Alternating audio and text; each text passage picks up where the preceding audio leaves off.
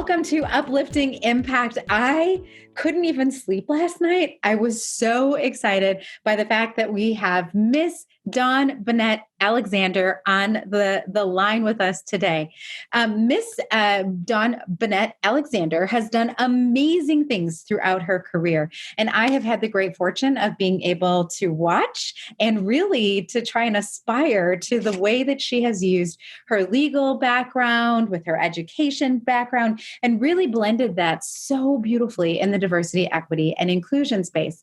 If I read her bio and all of the amazing things that she did, I would take the entire podcast and more because she has done so much in her career. But there's a couple of things that I want to make sure that I highlight. If you haven't already taken a chance to listen to her TED Talk, I would highly suggest that you go there. There's actually going to be a link in our show notes so that you can go and see it. But she has an amazing TED Talk that has had over 125,000 people view it, called Practical Diversity. She has also received over 50, friends, I said 50, 50 awards and recognitions for her work. Her work is really grounded in the law and in her understanding and practice of the law and in the way that she consults in the law, but it's also really accessible on all levels. And one of the things that I found to be incredibly inspiring is that the whole idea of employment law was something that she helped us create. And so it is with great, great honor and so much respect that I welcome you to the show. Thanks for being here. Anna, I appreciate the invitation to be here. Absolutely. Your incredible work. Well, thank you so much for saying that. It really means a lot. I'm definitely putting that in my treasure chest. So thank you. I love that concept. So one of the things that I really love about your work, and I think I find incredibly inspiring, is the fact that you like to come at this work with what you call the heart, that you really try and engage people from a place of their heart. So can you explain, what does that mean to you and how does that look in practice? Yeah, I'm glad you asked that question because most people think of it as just really being sort of a touchy-feely thing. And it's not that for me. It is truly, my life motto is it's all about love. And I have one tattoo and it's a heart on my chest.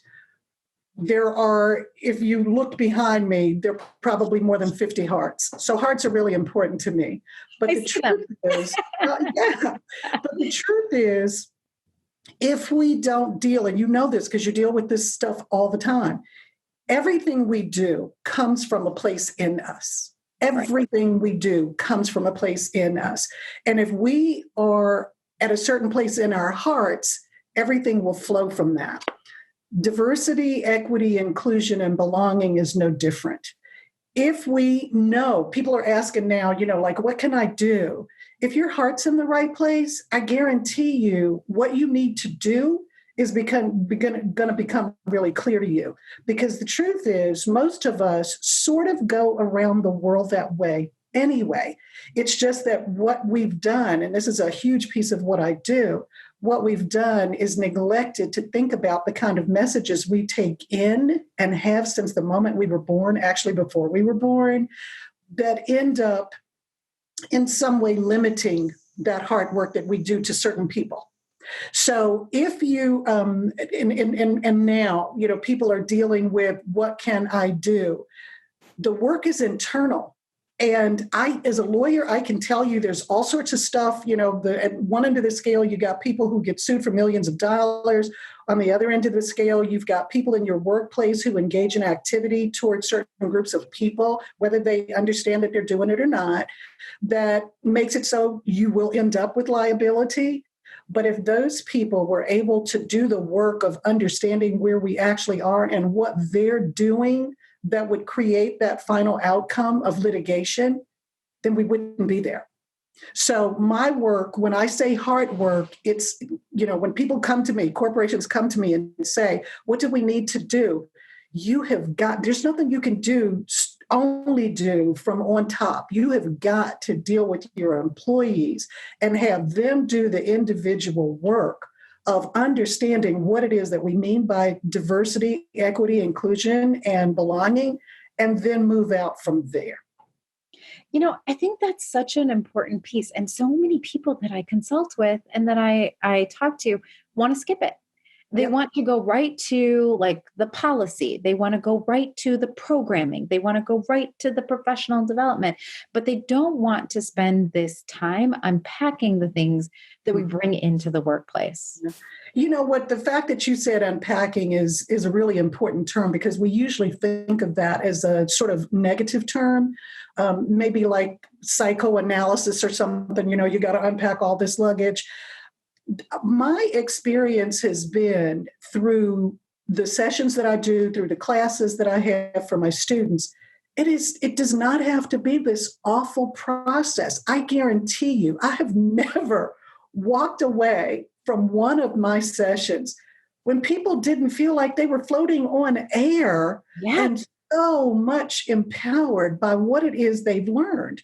I think they come in with the idea that it's going to be heavy. People are going to be accusing them. They have to be made to feel guilty. I don't deal with all of that. And why would I? Because it's not how I roll. It's not how I go through the world. And it's not how I think other people tend to go through the world. Are there people who do that? Yeah, there are people who are stuck in this and they want to stay stuck in this. But I don't think that's the way most of us are. So that's not the place I start in. And it should be, most people walk in, Deanna, thinking that they are treating people like everybody else. Nobody would, if I said, raise your hand if you discriminate against people, nobody would raise their hand. Right. If I said, tell me that you are a racist, a word I rarely use, nobody would raise their hand. But yet we still have vastly different ways that we treat people. And most people don't realize what the impact of that is because they don't live to actually see it. That's why May 25th was such an important date, because we all got to view it. So by the end of the day, just the Central Park video alone, Amy Cooper and her shenanigans in Central Park had been viewed by 40 million people. Right. And then to see on top of that what happened to George Floyd, people got that picture that Black folk had been trying to tell them for 401 years, and they saw what we were talking about, and they were appalled by it.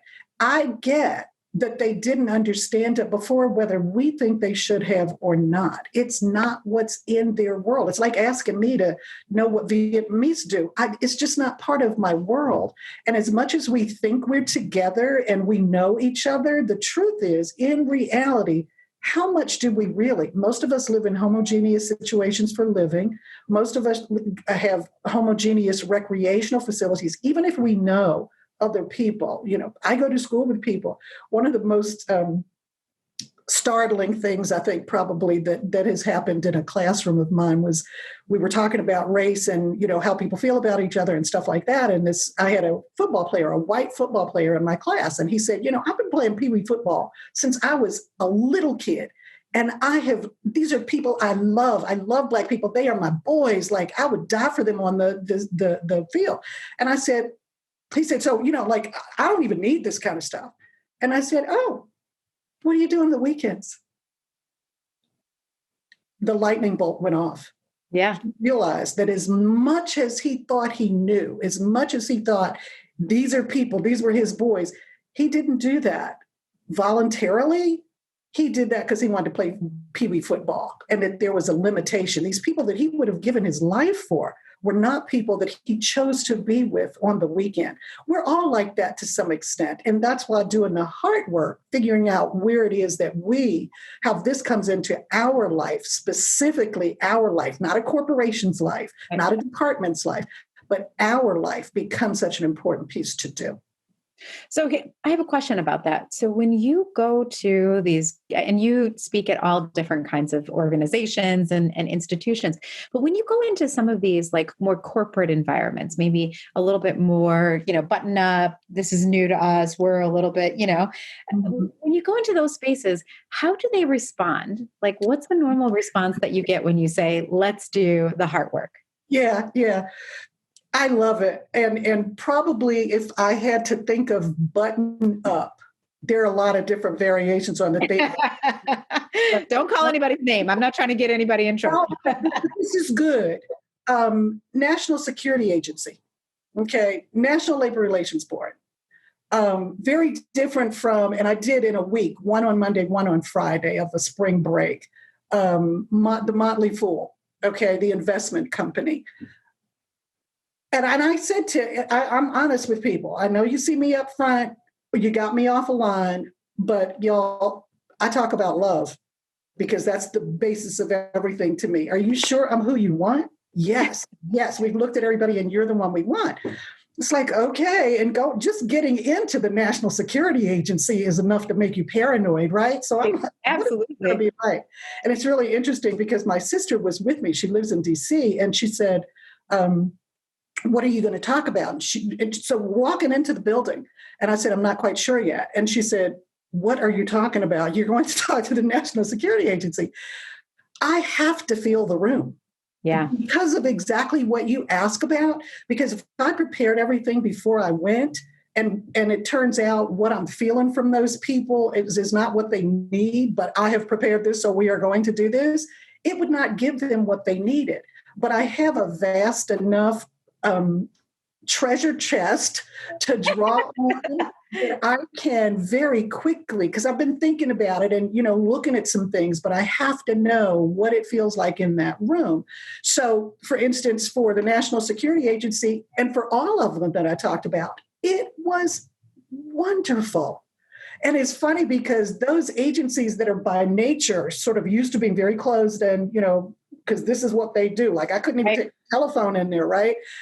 They ended up, you could see them relax because it was not quite what they thought it would be. And we deal with each other through the heart. That's why stories are so important, right?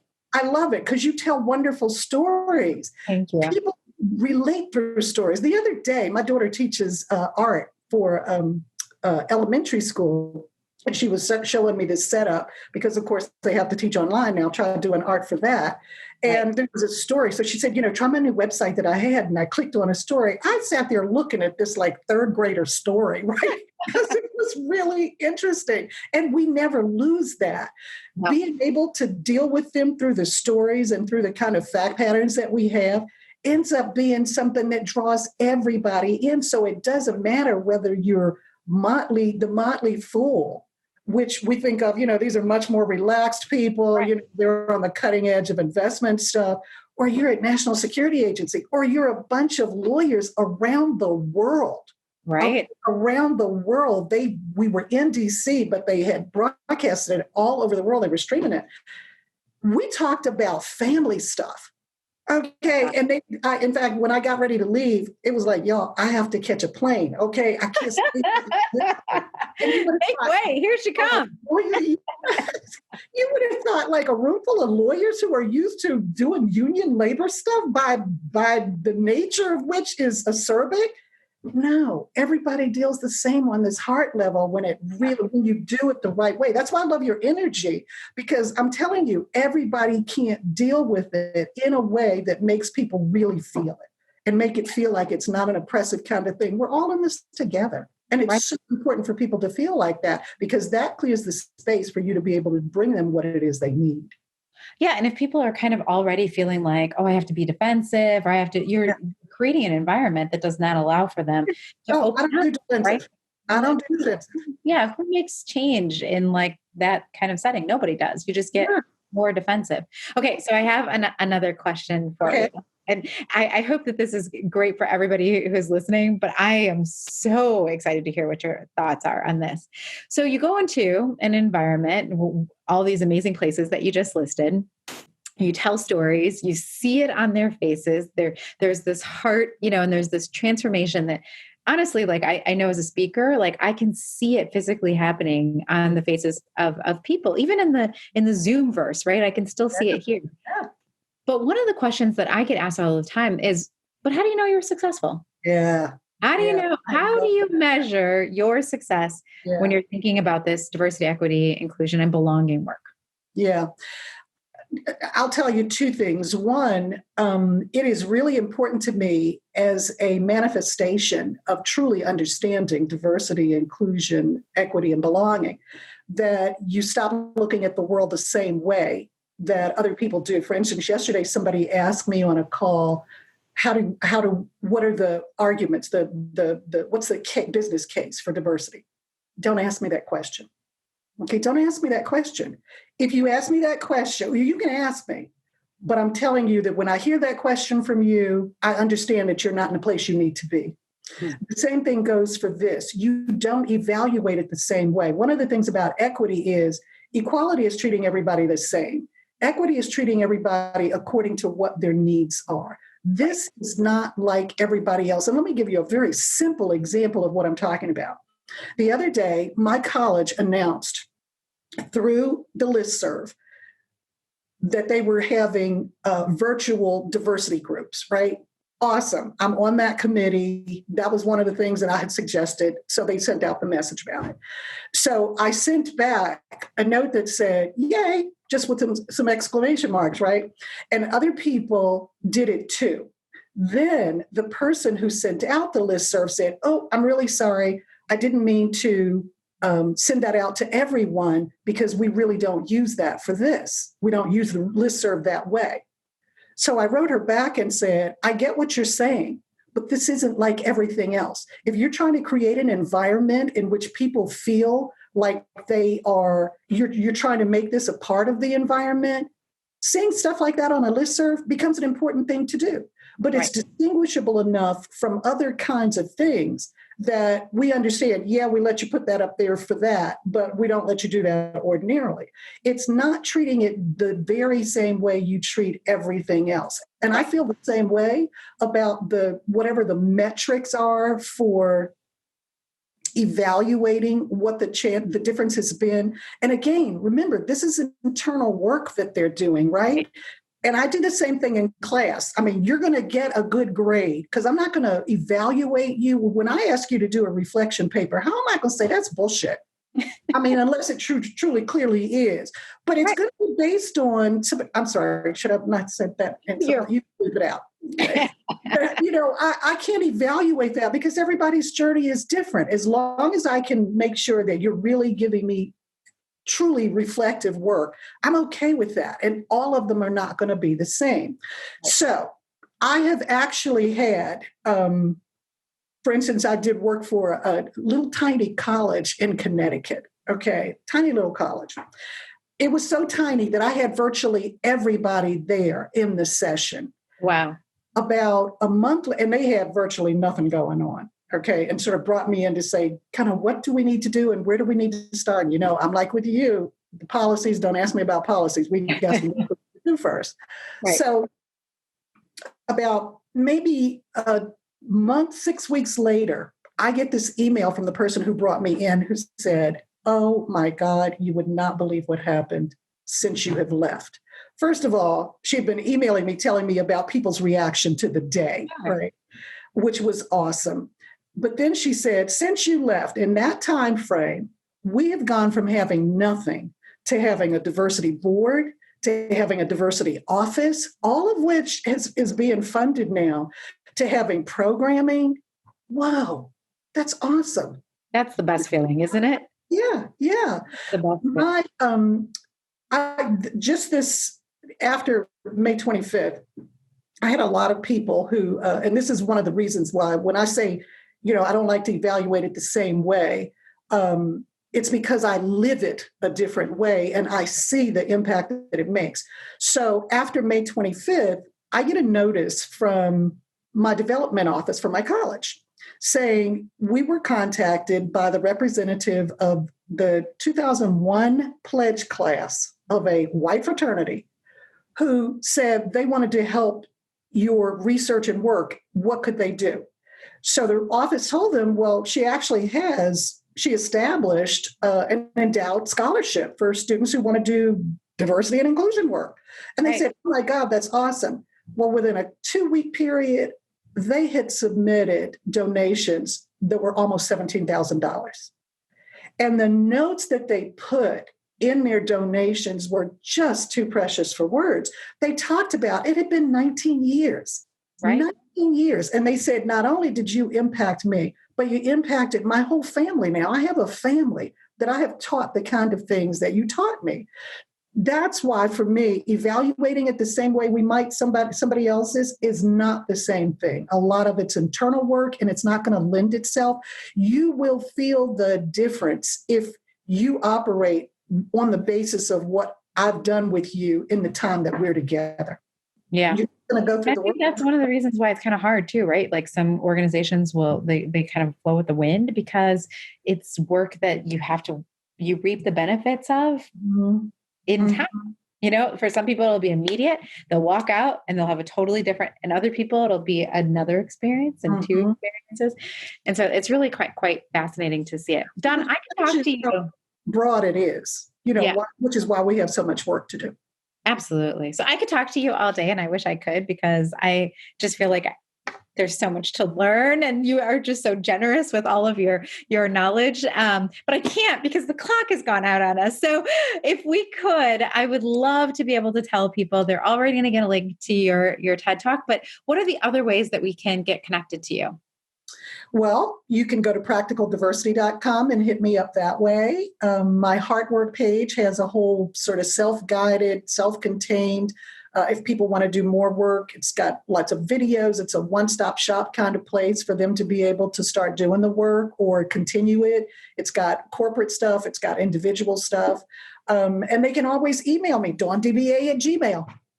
Fantastic. Well, we'll make sure that all that information is in the show notes. And I just want to say you've done heart work with me. Thank you so much for all that you're doing. And thank you for how I think that's really important. I want you to hear not just what you're doing, but how you were going about doing it. And just thank you for your time today. Thank you for your time and your energy and your invitation. Keep up the good work, girl. You're doing an awesome job. Thank you. All right. We'll see you all on the next Uplifting Impact show. Really glad that you were able to join us today. There's always more space for more people. So make sure you send out the invitations so that we can get more people on this journey with us, because we believe here at Uplifting Impact, the more people we have really thinking about these issues, working in the space, doing the hard work and opening up their hearts to it, the more impact we can have in the world. So let's do this together. Thank you, everyone.